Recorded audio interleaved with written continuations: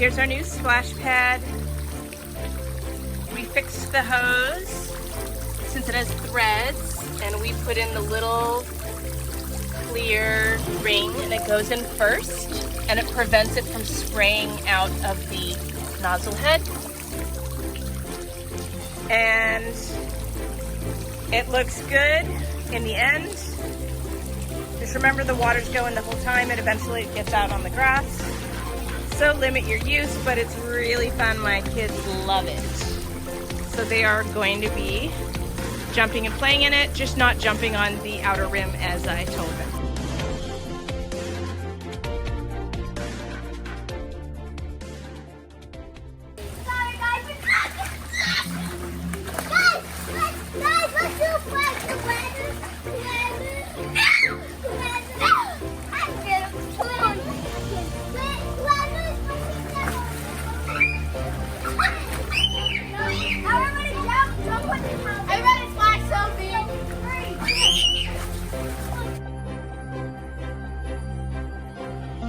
Thanks for listening and watching my video.